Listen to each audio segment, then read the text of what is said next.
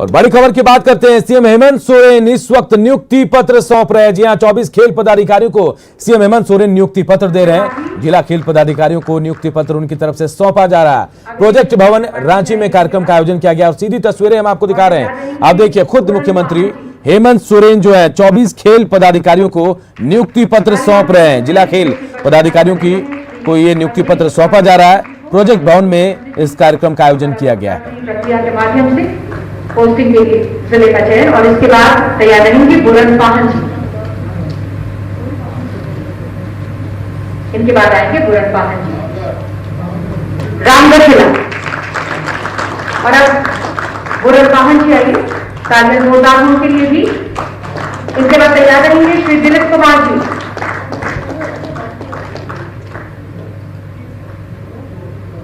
Buren Pahan जी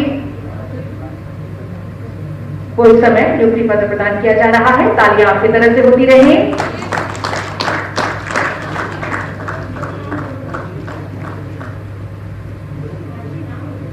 दिलीप कुमार जी तैयार हैं।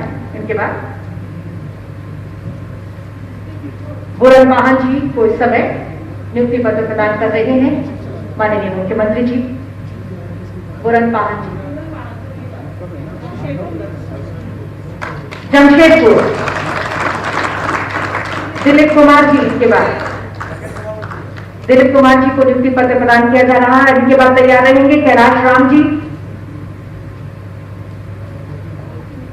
दिलीप कुमार जी अपने पोस्टिंग के लिए लॉटरी प्रक्रिया के द्वारा जिले का चयन कर रहे हैं। माननीय मुख्यमंत्री जी को प्रदान किया है। और अब साहबगंज दिलीप कुमार जी को साहबगंज। इनके बाद कैलाश राम जी और तैयार रहेंगे कुमारी हेमलता गुण जी। कैलाश राम जी को इस समय माननीय मुख्यमंत्री जी नियुक्ति पत्र प्रदान कर रहे हैं। कैलाश राम जी पोस्टिंग के लिए ये पर्ची चुनकर दिया है माननीय मुख्यमंत्री जी को।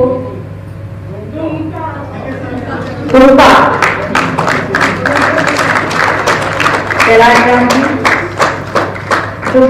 जिला। और इनके बाद आएंगी कुमारी हेमलता गुण, तालियों के साथ। और इसके बाद मनोज कुमार जी तैयार रहेंगे। ठीक है। कुमारी हेमलता गुण जी को इस समय माननीय मुख्यमंत्री जी नियुक्ति पत्र प्रदान कर रहे हैं। और अब जिले का चयन लॉटरी प्रक्रिया के द्वारा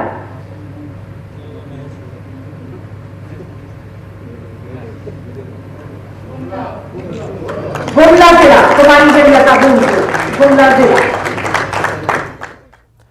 तो खेल पदाधिकारियों को देखिए नियुक्ति पत्र सीएम हेमंत सोरेन दे रहे थे और सबसे बड़ी बात कि ड्रॉ के जरिए इनकी पोस्टिंग भी वहीं पर हो रही थी।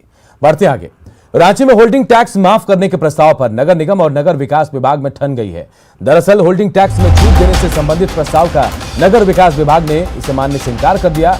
23 मई 2020 को हुई नगर निगम स्टैंडिंग कमेटी की बैठक में डिप्टी मेयर ने 1000 वर्ग फीट के क्षेत्रफल के घरों का होल्डिंग टैक्स माफ करने और उससे अधिक क्षेत्रफल के घरों के टैक्स में 50% की छूट देने का प्रस्ताव रखा। इस प्रस्ताव का स्टैंडिंग कमेटी पर मोहर लगने के बाद नगर विकास विभाग को भेजा गया था, लेकिन नगर निगम के इस प्रस्ताव से राज्य सरकार को होल्डिंग टैक्स मद में करीब 30 करोड़ से हाथ धोना पड़ता है। इस वजह से टैक्स मद में इतनी बड़ी राशि को छूट देने से इंकार करते हुए विभाग के स्टेट अर्बन डेवलपमेंट एजेंसी यानी सूडा ने नगर निगम को पत्र भेजकर स्पष्ट कर दिया कि वर्तमान समय में होल्डिंग टैक्स में किसी तरह की छूट नहीं दी जा सकती। या कोई भी नगर निकाय, इसका चुनाव इसलिए कराया गया है कि जनता को कैसे नगरीय सुविधा बहाल हो, साथ ही साथ अगर उनके ऊपर किसी तरह का अफसर्स प्रताड़ना हो तो उसको प्रतिनिधि के माध्यम से समन्वय स्थापित हो सके। रांची नगर निगम के बोर्ड की बैठक में निर्णय लिया गया कि इस बार कोरोना काल में जिस तरह की आर्थिक तंगी आम लोगों के बीच में देखी गई, लोग खाने के लिए तरस रहे थे, रोजगार के लिए तरस रहे हैं, व्यापार सबका मारा गया है। ऐसी परिस्थिति में मेरे द्वारा पहले मुख्यमंत्री जी को एक पत्र गया था। होल्डिंग टैक्स तो देना ही पड़ता है। नहीं, दिक्कत ये है कि रांची के जो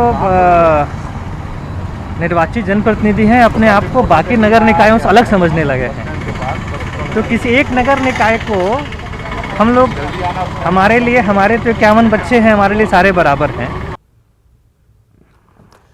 बेरमो और दुमका विधानसभा सीट पर 3 नवंबर को उपचुनाव है। कल से इन सीटों के लिए नॉमिनेशन शुरू हो जाएंगे।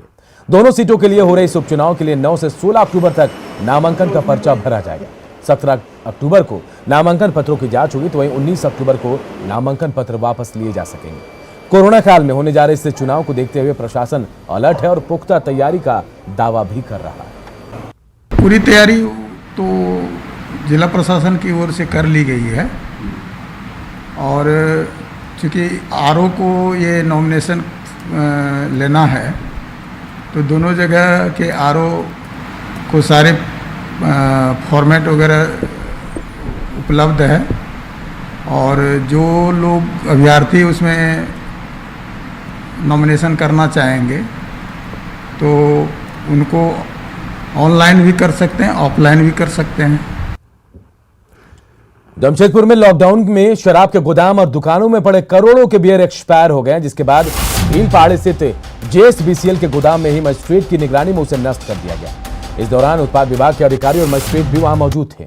बताया जा रहा है कि 2.5 करोड़ की 17,000 बियर की पेटी एक्सपायर होने से जहरीली हो गई थी, जिसे उत्पाद विभाग ने दुकानों और गोदामों से जुटाकर उसे नष्ट कर दिया।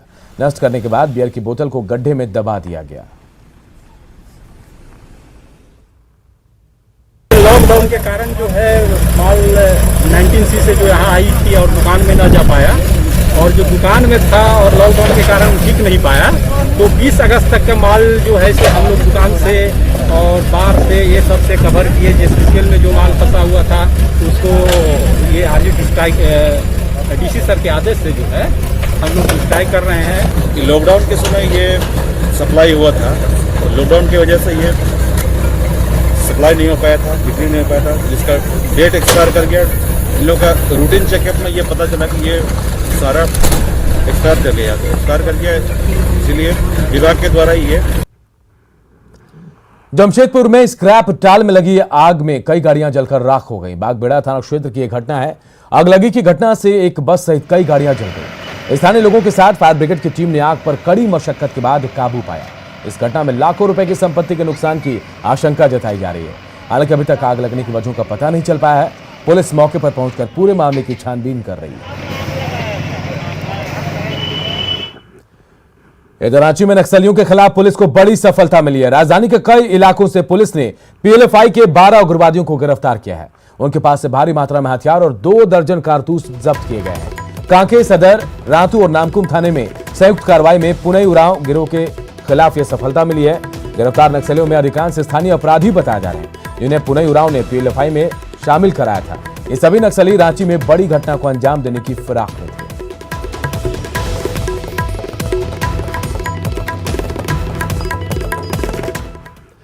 झारखंड में नक्सलियों की लगातार गिरफ्तारी पर सत्ता पक्ष और विपक्ष में जुबानी जंग शुरू हो गई है।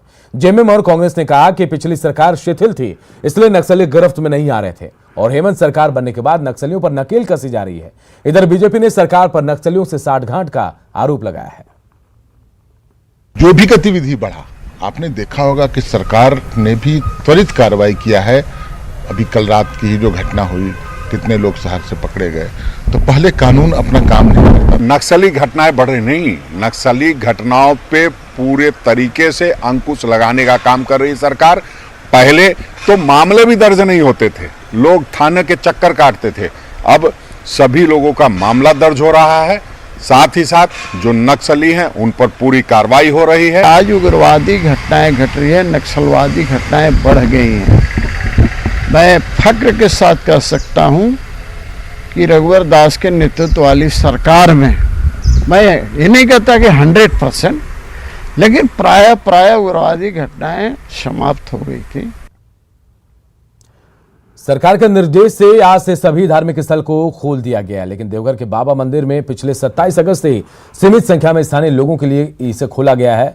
ऐसे में बाबा मंदिर पर आश्रित लोगों को जो राहत की उम्मीद थी, उस पर पानी फिर गया। राज्य सरकार के निर्णय से नाराज तीर्थ पुरोहित हो या फिर स्थानीय दुकानदार, सभी सरकार से मंदिर खोलने की अपील कर रहे हैं।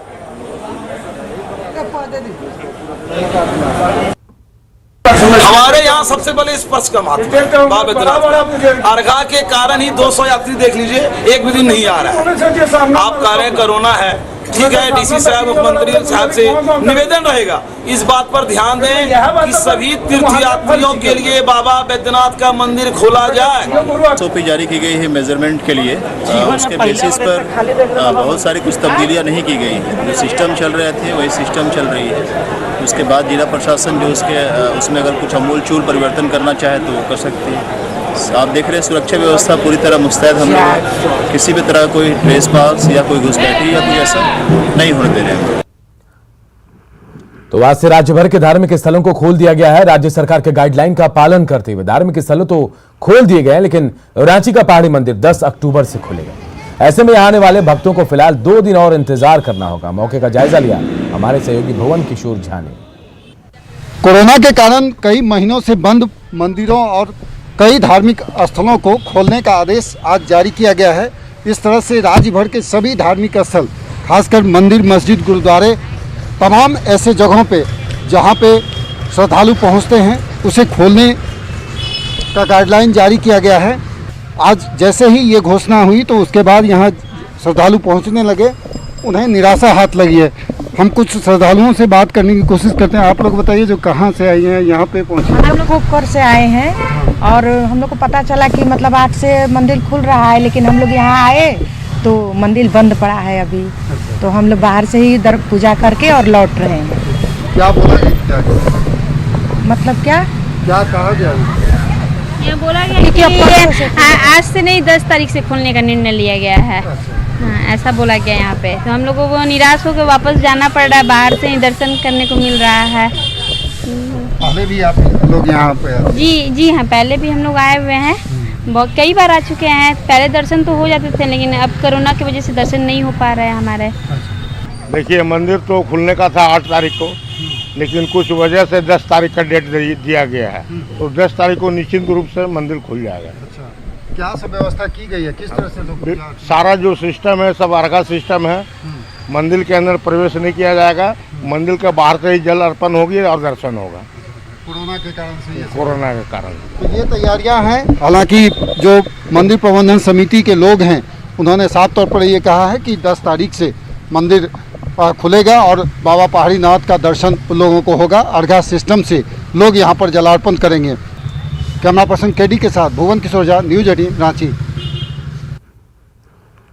कोरोना काल में गुमला जिले के अधिकांश मंदिर पूरी तरह से बंद पड़े हुए थे। वहीं मंदिर के आसपास दुकान चलाकर परिवार चलाने वालों का भी जीवन आर्थिक संकट से प्रभावित था।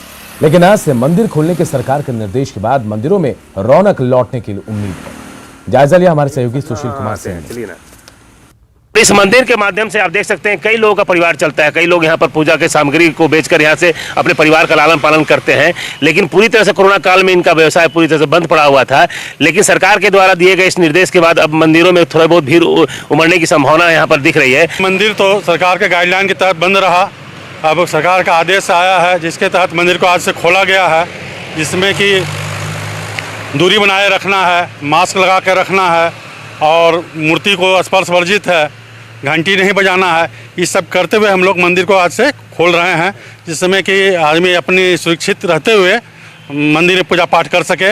रोजी रोटी का काफ़ी दिक्कत हो गई थी हम लोग के बीच में। मंदिर खोलने का आदेश मिला है? हाँ, मंदिर खोलेगा तो कुछ बहुत तो मिलेगा ही, यहाँ लाभ मिलने का समय हल्का फुल्का हो सकती है भीड़। कोरोना का डर से उतना कोई आ भी नहीं रहा है यहाँ ज़्यादा। जिस तरह झारखंड सरकार द्वारा गाइडलाइन है और जिस तरह से पंडित जी ने बताया, उन तमाम गाइडलाइन को पालन करते हुए मंदिर का पट खोल दिया गया है और मंदिर में भक्त के आने के आदेश को कहीं ना कहीं इम्प्लीमेंट किया जाएगा। इससे स्पष्ट है कि कहीं ना कहीं मंदिरों में जो सन्नाटा पसरा था वहाँ थोड़ा बहुत उत्साह का माहौल आएगा और खास करके जो लोग मंदिर से अपनी जीविका चलाते थे उनके जीवन में भी खुशहाली आने की संभावना है। न्यूज 18 के लिए गुमला से सुशील कुमार। खूंटी के प्रसिद्ध देवड़ी मंदिर को सरकार के आदेश के बाद श्रद्धालुओं के लिए खोल दिया गया। सरकार के निर्देश अनुसार श्रद्धालुओं को दर्शन के लिए मंदिर समिति की ओर से पूरे मंदिर को सैनिटाइज किया जा रहा है, तो वहीं मंदिर की भी साफ सफाई की जा रही है। इस दौरान विशेष पूजा अर्चना की गई। मंदिर में श्रद्धालुओं को सामाजिक दूरी का पालन करते हुए मास्क, सैनिटाइजर और शरीर का तापमान मापने के बाद ही प्रवेश की मंजूरी दी जाएगी।